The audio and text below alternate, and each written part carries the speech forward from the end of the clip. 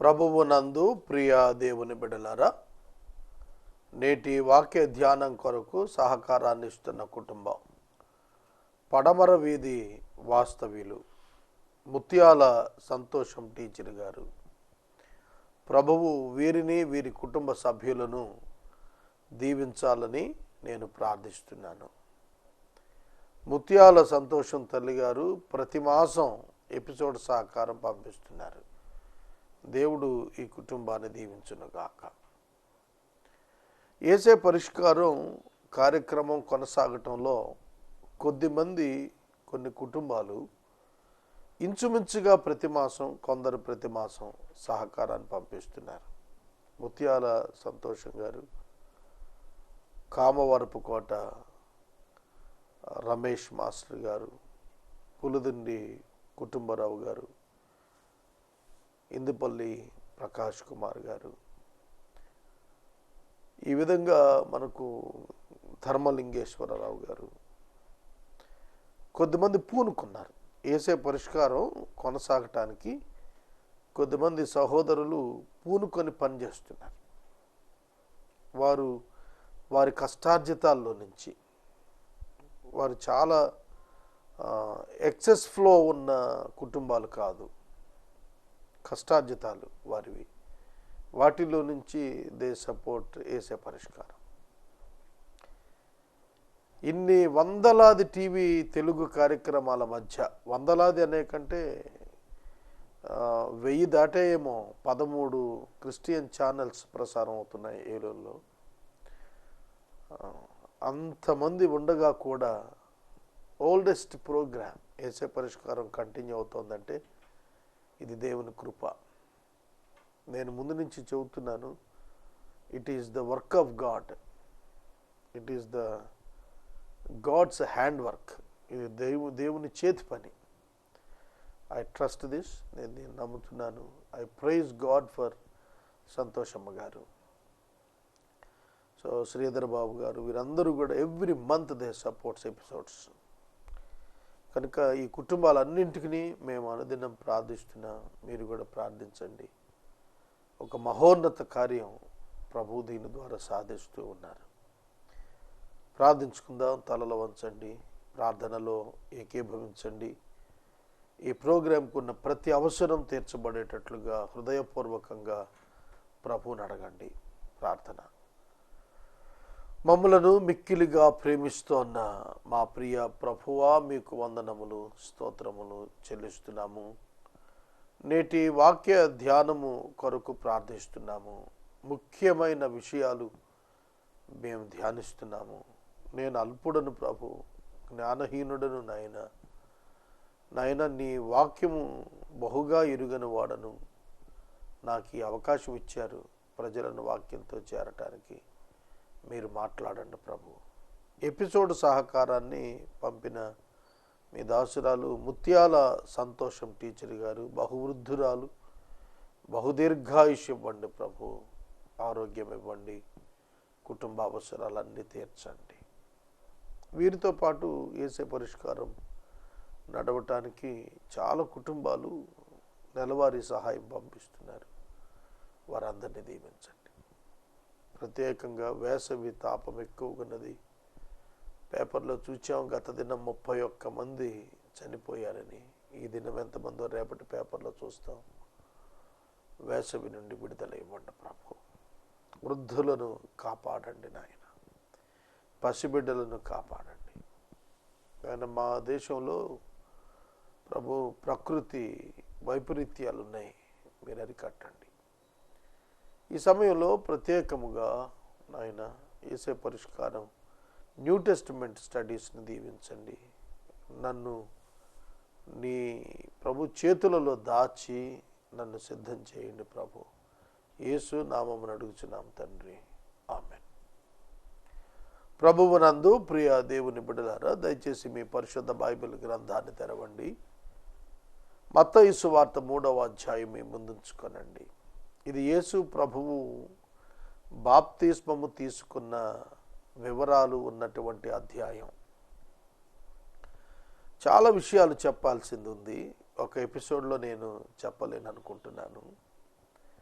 బాప్తిస్మమిచ్చు యోహానుతో ప్రారంభమవుతోంది ఈ అధ్యాయం.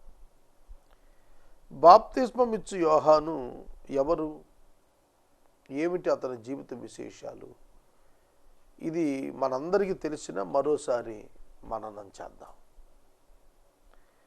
జకరియా, ఎలిజబెత్ అనేటువంటి దంపతులు ఉన్నారు. వారు లేవీయులు. జకరియా యాజకత్వం చేస్తున్నాడు. వారు వృద్ధులైపోయారు, వారు బహువృద్ధులయ్యారు, వారికి సంతానం లేదు.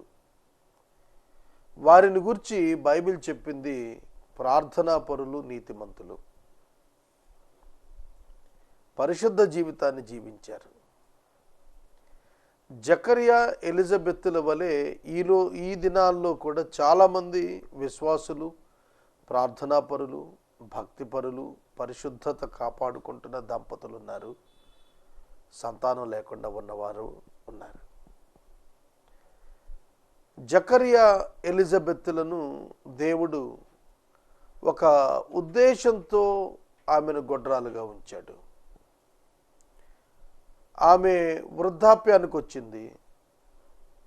ఇక ఆమెకు బిడ్డలు కలిగే అవకాశం లేదనేది నిర్ధారణ అయి దీర్ఘకాలం అయింది. నిర్ధారణ అయి స్వల్పకాలం కాదు, దీర్ఘకాలం అయింది. షీ బికేమ్ ఓల్డ్, ముసలావిడైపోయింది. జకరియా దేవాలయంలో ధూపం వేయటానికి నియమించబడ్డాడు.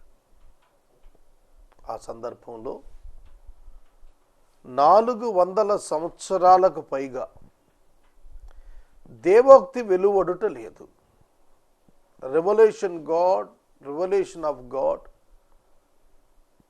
మేనిఫెస్టేషన్ ఆఫ్ గాడ్ దొరకలేదు ఆ 400 సంవత్సరాల్లో. మలాకీతో ముగించబడింది. ఆ తరువాత మరలా జకరియతోటే ప్రారంభం చేశాడు ప్రభు మాట్లాడటం. ఈ మధ్యకాలంలో దైవ దర్శనాలు లేవు. ఆ సందర్భంలో జకరియా వేదిక యొద్ద ధూపం వేస్తున్నాడు దేవాలయంలో. యెహోవా దూత అతనికి ప్రత్యక్షమయ్యారు. బాప్తిస్మం ఇచ్చి యోహాను గురించి ఈ వివరాలు లూకా సువార్తికుడు రాశాడు. మత్తయి సువార్తికుడు పేరెంట్స్ డీటెయిల్స్ రాయలేదు. అతని తల్లిదండ్రుల వివరాలు రాయలేదు. అతడు ఏం చేశాడో రాశాడు. మత్తయి సువార్తికుడు యేసుక్రీస్తు ప్రభువును ఫోకస్లో king of Jews and the king of the kings ఆ కాన్సెప్ట్లో బిల్డ్ చేశాడు. లూకా ఇన్వెస్టిగేట్ చేశాడు. మత్తయి, మార్కు వ్రాసినవి ప్రాపర్ ఎవిడెన్సెస్ ఉన్నాయా లేదా అనే ఇన్వెస్టిగేషన్ లూకా చేశాడు. నేను ఈ మధ్యన అత్యధికంగా ఆశిస్తున్న అంశం రీసెర్చ్ ఆఫ్ ద బైబిల్. బైబిల్ని బహుగా క్షుణ్ణంగా అధ్యయనం చేయాలని ఆశ పరిశుద్ధాత్మ దేవుడు ఎందుకో దీనుడను పనికిరాని వాడిని నా మనసులో ఉంచారు. దాని కొరకు I'm preparing my self for that. దానికోసం దేవుడు చేసిన గొప్ప పని ఏమిటో తెలిసిన, మోర్ దెన్ 1.5 years వర్షం పడని భూమి వర్షం కొరకు ఎంతగా ఆశగా ఎదురు చూచి పీల్చేస్తుందో అట్లాంటి తృష్ణ నా ఆత్మలో దేవుడు వాక్యం పట్ల పుట్టించేశారు. Now I am passionate for the word of God and it's a study. ఉదయాన్నే కూర్చున్నాను. కొరింథీ పత్రికలో చివరి అధ్యాయంలో 16వ అధ్యాయంలో ఉన్న కొందరు వ్యక్తుల పేర్లు తీశాను. ఆ పేర్లు ఎప్పటి నుంచో రాసే ఉన్నాయి, కానీ no one uses that name. Christians ఆ పేర్లు ఎప్పుడు చదవం. గాయి, తెర్తు, ఇట్లాంటి క్వర్తు, తెర్తూలియా, కొన్ని పేర్లు ఉన్నాయి. ఆ పేర్లు సోప్రతియా, ఈ పేర్లు మీద ధ్యానం చేస్తున్నాను. కనుక ఆ రోజుల్లో దేవుని వాక్యం దొరకలేదు, ప్రజలు ఆకలితో ఉన్నారు. అప్పుడు దేవుని యొక్క దూత ప్రత్యక్షమయ్యాడు. అలాగే నాకు ఒక సంవత్సరన్నర కాలంగా ఒక దాహం వాక్యం పట్ల పెంచాడు దేవుడు. గొప్ప దాహం, మామూలు దాహం కాదు. I want to dedicate my future 10 years 12 years for that. నేను దానికోసం నా 12 ఏళ్ల భవిష్యత్తుని నేను దానికి పెట్టాలనుకుంటున్నాను. It should be helpful to the Christian community all over the world for hundreds of years in futuristic time. రాబోయే కాలంలో 100 సంవత్సరాలు నా పరిశోధన ప్రజలకు ఉపయోగపడేటట్లుగా చేయాలని నేను ఆశపడుతున్నాను. సరే, వాక్యంలోకి వస్తాను మరలా. నేను 400 దీర్ఘ సంవత్సరాలు మాట లేదు. దేవుని దూత ప్రత్యక్షమై చెప్పాడు యోహాను అతనికి జన్మిస్తాడని. అది కూడా యెషయా ద్వారా చెప్పబడిన అరణ్యములో వినబడేటువంటి ఒక శబ్దం. బాప్తిస్మం ఇచ్చి యోహాను దేవుని శబ్దంగా చెప్పబడ్డాడు. అరణ్యంలో వినబడుతుంది ఒక శబ్దం అన్నాడు. ఆ మనిషి బాప్తిస్మం ఇచ్చి యోహాను అరణ్యంలోకి వెళ్ళి కేకలేశాడు. యేసుక్రీస్తు ప్రభు కంటే 6 మాసాలు పెద్దవాడు. బాప్తిస్మం ఇచ్చు యోహాను జన్మిస్తాడని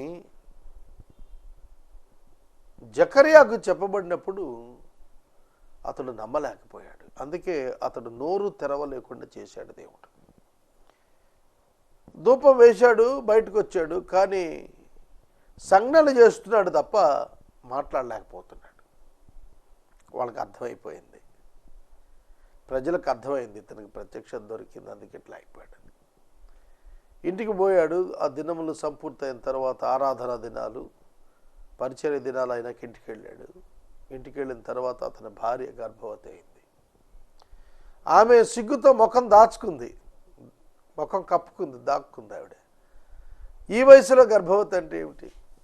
నేను ఈ మధ్యన విన్నాను, 16 సంవత్సరాల కుమార్తె ఉందట, అప్పుడు ఆవిడ గర్భవతి అయిందట. చాలా ఆశ్చర్యంగా ఉంటుంది కదా. వృద్ధాప్యంలో గర్భవతి అయ్యేటప్పటికీ ఆవిడ సిగ్గుతో బయటకు రాలేదు. ఆమె గర్భవతి అయిన 6 మాసాలకి యేసుక్రీస్తు ప్రభు తల్లి మరియకు గాబ్రియేలు దూత శుభ సమాచారాన్ని తెచ్చాడు. కనుక గాబ్రియేలు దూత తెచ్చిన సమాచారం అందుకున్నప్పుడు ఆవిడకి కన్ఫర్మేషన్ చెప్పాడు, దూరాన ఉన్న నీ సమీప బంధువు ఎలిజబెత్ కూడా గర్భంతో ఉంది, నువ్వు వెళ్ళొచ్చు అన్నాడు. అక్కడ మరి అక్కడికి వెళ్ళగానే ఎలిజబెత్ ఒక వందన గీతం, ఎలిజబెత్ యొక్క గర్భములో ఉన్నటువంటి శిశువు గంతులేస్తోంది. నా ప్రభువు తల్లి నా ఎద్దుకు వచ్చుట ఎలా సంభవించింది అని చెప్పి ఆవిడ సంబరపడిపోయింది. ఈ సన్నివేశం చాలా అద్భుతమైన సన్నివేశం బైబిల్ గ్రంథంలో. దీనిలో దేవుణ్ణి ధ్యానించితే మధురంగా ఉంటుంది. దేవుడు సమాచారం జకర్యాకు పంపటం, జకర్యా దానిని నమ్మకపోతే అతని నోరు ఆగిపోవటం, మాట పడిపోవటం, ఎలిజబెత్ గర్భవతి అవటం. ఈ సమాచారం యేసు తల్లి మరియా కన్యకగా ఆమె చిన్నదిగా ప్రదానం చేయబడినదిగా ఉన్నప్పుడు అక్కడ చెప్పబడటం, ఆమె బయలుదేరి జకర్యా భార్య దగ్గరికి ఎలిజబెత్ దగ్గర రావటం, ఆ గర్భంలో ఉన్న బాప్తిస్మం ఇచ్చి యోహాను గంతులు వేస్తున్నాడు.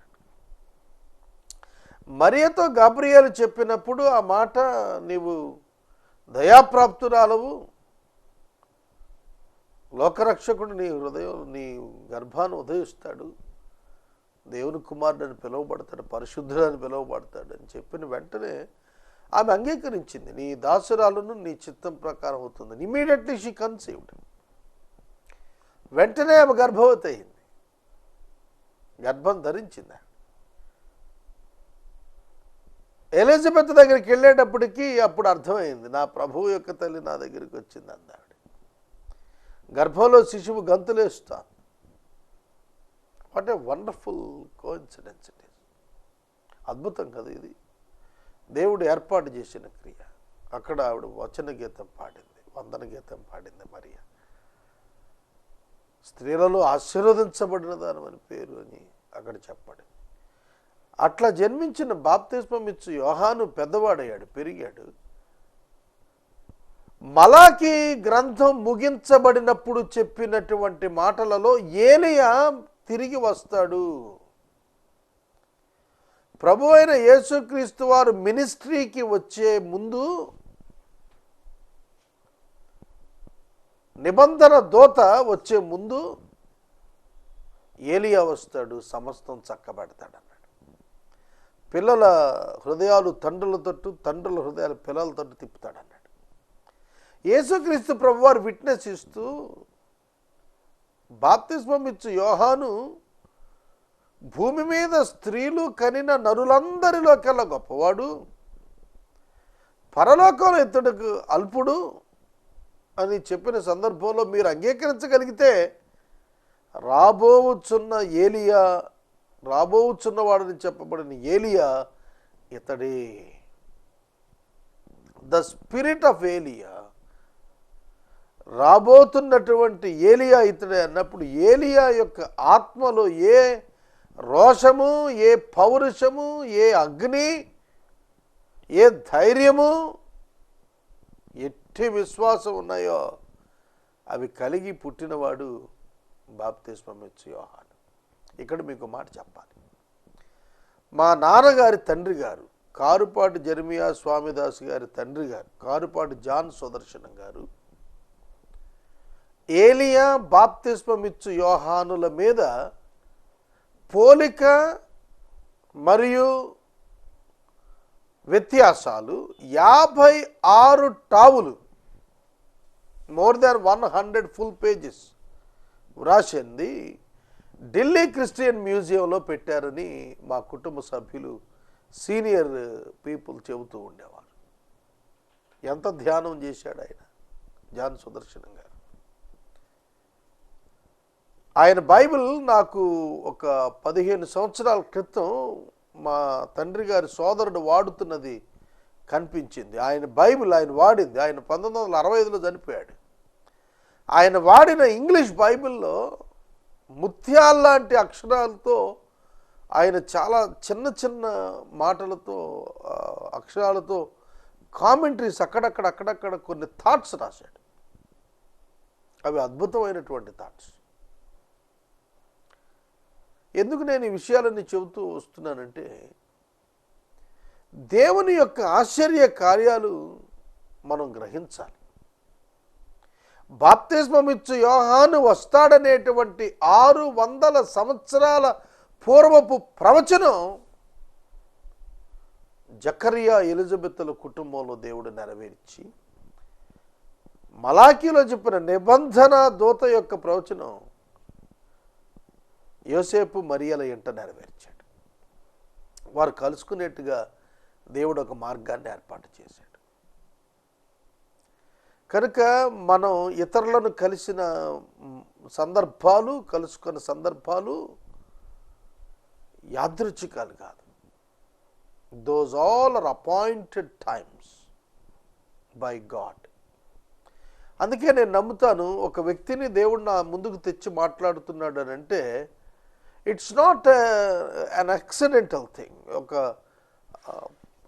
ప్రమాదకరంగా జరిగిన సంఘటన కాదు. It is arranged meeting by God.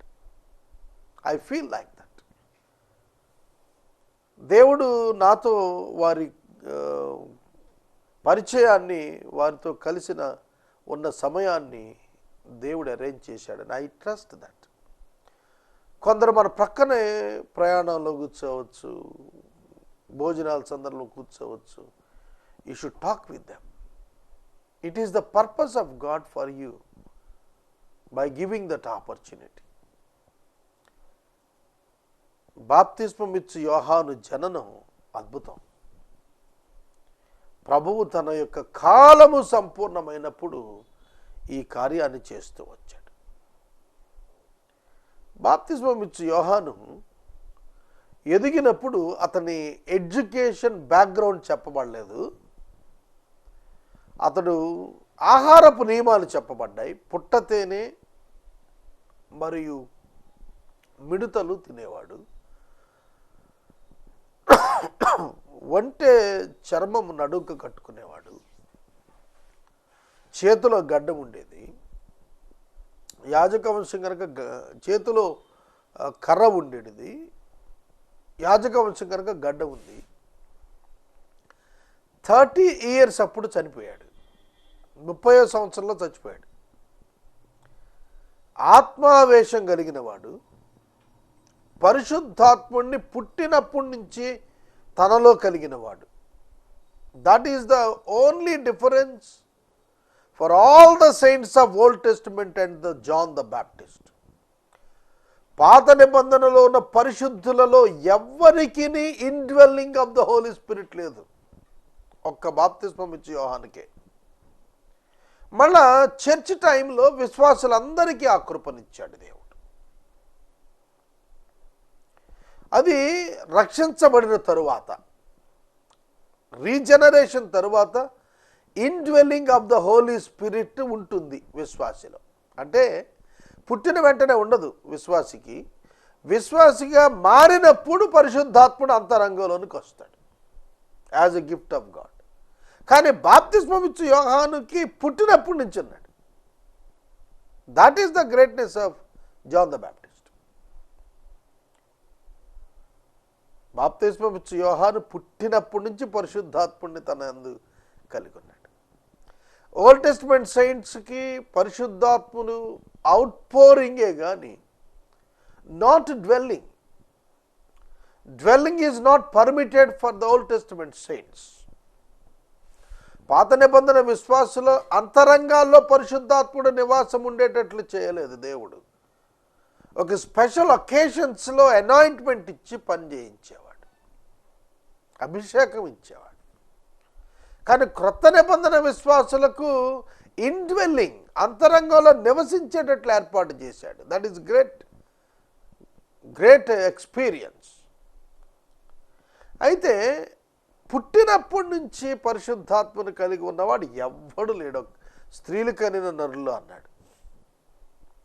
అంటే పురుషుని ప్రమేయంతో పుట్టిన వారిలో ఒక్క బాప్తిస్మం ఇచ్చే యోహాను ఒక్కడే indwelling of the Holi spirit పుట్టినప్పటి నుంచి కలిగి ఉన్నాడు. అందుకే అతడు స్త్రీని కనిన నరులందరిలోకెల్లా గొప్పాడు. అయితే పరలోకంలో అల్పుడు అని అంటానికి కారణం ఏంటంటే, పరలోకంలో అన్నప్పుడు చర్చ్, సంఘమే. సంఘం విషయంలో చెప్పినప్పుడు సంఘం it is more privileged than the John the Baptist. కనుక ప్రభువు సన్నిధిలో మృతి నొంది ప్రభువు సన్నిధికి వెళ్ళిన వ్యక్తులు ఎంత హైలీ ప్రెషస్, ఎంత గొప్ప ఆధిక్యత పొందినవారో మనం అర్థం చేసుకోవచ్చు. కనుక బాప్తిస్మం ఇచ్చి యోహాను తన ఆధ్యాత్మిక ఆత్మ ఆవేశం చేత అరణ్యంలోనికి వెళ్ళి కేకలేస్తూ ఉండేవాడు. యోర్దాను నది లోపలికి వెళ్ళి అరణ్య ప్రాంతానికి వెళ్ళి కేకలేస్తుండేవాడు. ఆ కేకలు శబ్దం విని పట్టణాలలో నుండి జనాలు అరణ్యంలోనికి పోయారు. See the difference for the John the Baptist and the today's preachers. ఇవాళ బోధకులకి బాప్తిస్మం ఇచ్చే యోహానుకి తేడా ఏంటో తెలుసా? ఇవాళ బోధకులు పట్టణాల్లో సభలు పెట్టి గ్రామాల నుంచి, అరణ్య ప్రాంతాల నుంచి మనుషుల్ని సిటీస్కి రప్పిస్తున్నారు. 2000 సంవత్సరాల తర్వాత ప్రభువు పుట్టినారు. ఆయన మొట్టమొదటి ఆ దినాల్లోనే పట్టణాల్లో నివసిస్తున్న ప్రజలు జనారణ్యంలో నుంచి అరణ్యంలోనికి వచ్చేటట్టుగా కేకలేశాడు. People searched him, people wants to meet him, but he doesn't care the people. ప్రజల కొరకు వెంపర్లాడలేదు సుమా బాప్తిస్మం ఇచ్చే యోహాను.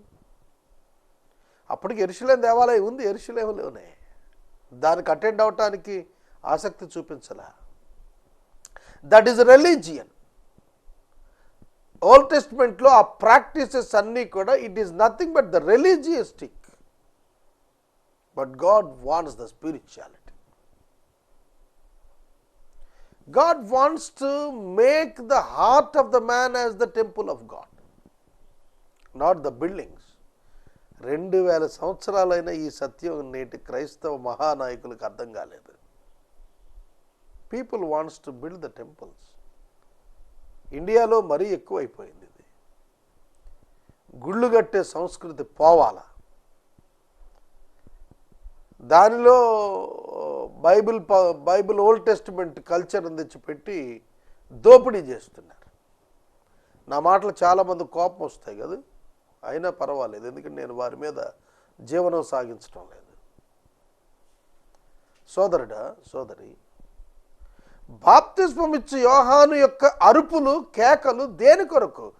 పశ్చాత్తాపపడండి. That is the only slogan, heart beat of John the Baptist. Trust the Lord and repent. దేవుని యొద్దకు రండి, పశ్చాత్తాపడండి, పాపాన్ని విడిచిపెట్టండి, పరిశుద్ధులుగా జీవించండి. That is the only voice. ఇవాళ ఇది తప్ప అన్నీ మాట్లాడతారు. ఇది తప్ప అన్నీ మాట్లాడుతున్నారు పాదిర్లు, సంఘ కాపర్లు, ఇవాంజలిస్టులు, మెరకల్ పెర్ఫార్మర్స్ అన్నీ మాట్లాడుతున్నారు. మాట్లాడాల్సింది వదిలేశారు, అనవసరమైనవన్నీ కూడా మాట్లాడుతున్నారు. బాప్తిస్మం ఇచ్చి యోహాను వేస్తున్న ఆక్రందనతో కూడిన, ఆవేదనతో కూడిన ఆ కేకలు పట్టణాల్లో నుండి ఉద్యోగులను అరణ్యంలోకి తీసుకెళ్ళాయి. సైనికులు అంటే ఉద్యోగులు కాదు, వ్యాపారులు వెళ్ళారు, వ్యవసాయదారులు వెళ్ళారు, కూలీలు వెళ్ళారు, కుటుంబాలు తరలి వెళ్ళాయి. They discussed about the spiritual matters. ఆఖరికి అంగీలు వేసుకున్న మత బోధకులు కూడా వెళ్ళారు. అర్థమవుతుందా? వెళ్ళిన వాళ్ళను ఘనపరిచి మాట్లాడలేదు. వెళ్ళిన వాళ్లకు వెల్కమ్ పార్టీ ఏర్పాటు చేయలేదు. ఇవాళ చాలా చర్చెస్లో న్యూ కమర్స్కి వెల్కమ్ చెప్తూ, చప్పట్లు కొట్టిస్తూ వాళ్ళకి లంచెస్ అరేంజ్ చేస్తున్నారని విన్నాను. బ్రేక్ఫాస్ట్ అరేంజ్ చేస్తున్నారట. కొత్తగా గుడికి వచ్చిన వాళ్ళను చోట పోగేసుకొని. సర్ప సంతానమా, రాబో ఉగ్రత నుండి తప్పించుకున్నట్టుకు మీకు బుద్ధి చెప్పిన వాడు ఎవడు అని ప్రశ్నించి వారిని పశ్చాత్తాపం వైపు నడిపించాడు తప్ప, ఓ నన్ను చూడటానికి వచ్చారు, ఎంత శ్రేష్ఠులు అనలేదండి. సర్ప సంతానమా అని పిలిచాడు. అలా పిలిచినప్పుడు వారు పశ్చాత్తాపడ్డారు, తిట్టుకోలేదు. ఇవాళ సంఘాలకు వెళ్ళేవాళ్ళు వారి పాపాన్ని గురించి మాట్లాడితే ఎంతకాలం ఉంటారు ఆ గుళ్ళో? నా చర్చిలో, నాది చర్చ్ అంటానికి చాలనేమో నేను, less than 10 people. I condemn the sin. పాపాన్ని ఖండిస్తాను నేను. నా దగ్గర మనుషులను పొగిడేది లేదు. ప్రజలు రారు. Doesn't matter for me. బాప్తిస్మం ఇచ్చి యోహాను సమూహాలను పోగేసుకోవటానికి రాలా, సమూహాలను గద్దించటానికి వచ్చాడు. That is the machine of God. ఇవాళ బోధకులు, యువకులు ఈ సత్యాన్ని తెలుసుకుంటే భారతదేశం మారుతుంది. బాప్తిస్మం ఇచ్చు యోహాను ఆ దినముల యందు బాప్తిస్మం ఇచ్చు యోహాను వచ్చాడు అని రాసింది 3వ అధ్యాయం 1వ వచనం. నేను 3వ అధ్యాయం ప్రారంభించి మొదటి మాటలోనే ఉన్నాను. వచ్చాడు, ఏం చేస్తున్నాడు? 3వ అధ్యాయంలో ఆ దినముల యందు, ఏ దినముల యందు? నజరేతులో ఆయన ఉన్నటువంటి ఆ దినముల యందు బాప్తిస్మం ఇచ్చి యోహాను, హీ స్టార్టెడ్ హిజ్ మినిస్ట్రీ. ఇంకొక మాట చెప్పి నేను ముగిస్తాను. బాప్తిస్మం ఇచ్చి యోహాను లైఫ్లో యేసు బ్యాప్టిజం ఒకటి, శిష్యులను యేసుకు పరిచయం చేయటం ఒకటి, యేసును గురించిన విట్నెస్ ఒకటి, ఆయన అరెస్ట్ అయిన తర్వాత కబురు చేశాడు, ఏమిటి ఇతని కోసం మేము చూడాలా, వేరొకడు వస్తాడని, అదొకటి. హేరోదును ఎదుర్కొని ఖండించాడు. అతని సోదరుడు ఫిలిప్పి భార్య హేరోదియని ఉంచుకున్నాడని ఖండించటం. ఈ ఇన్సిడెంట్సే కనబడతాయి.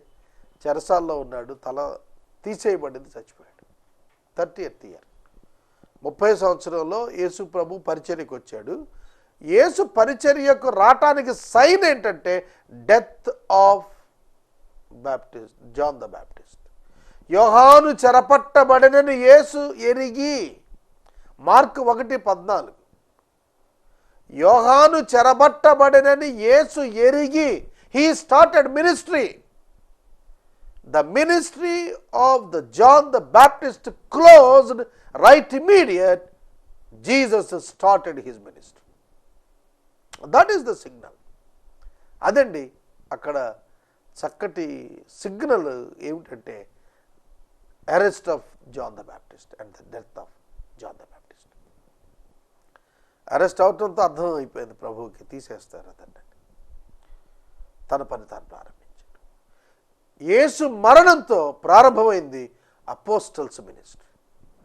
అపోస్టల్స్ మరణంతో వారి శిష్యులు, అవతల వారి శిష్యులు, ఇవాళ నేను రేపెవరో. So we are more responsible people as a preachers.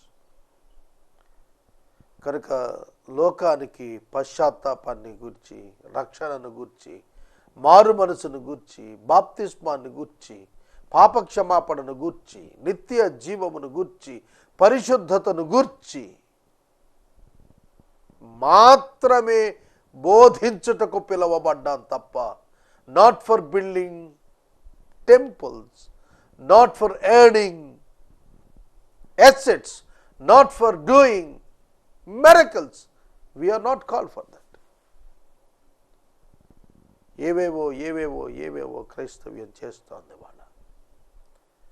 Back to the Bible. You need to back to the Bible. తిరిగి వాక్యం దగ్గరికి రావలసిన సమయం ఆసన్నమైంది.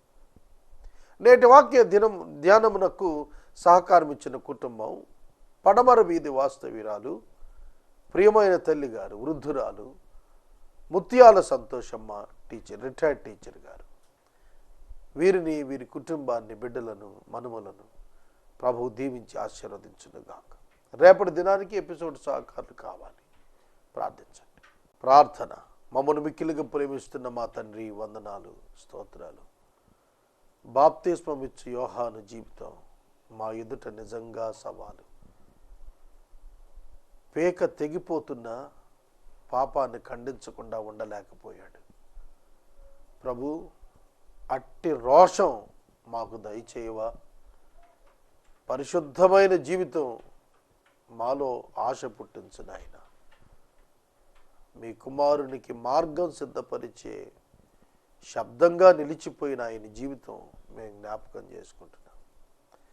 ఆ కుమారుడు ఇచ్చిన రక్షణ సువార్త లోకానికి అందించే ఒక ఘనపాత్రగా మమ్మల్ని వాడుకొనమని ఎపిసోడ్ సహకారం ఇచ్చిన తల్లిగారు ముత్యాల సంతోషమ్మ గారిని ఆశీర్వదించమని యేసు నామమున అడుగుచున్నాం తండ్రి, ఆమేన్. తండ్రి అయిన దేవుని ప్రేమ, కుమారుడి యేసయ్య కృప, పరిశుద్ధాత్మని యొక్క అన్యోన్య సహవాసం సదాకాలం మనందరికీ తోడైనను గాక.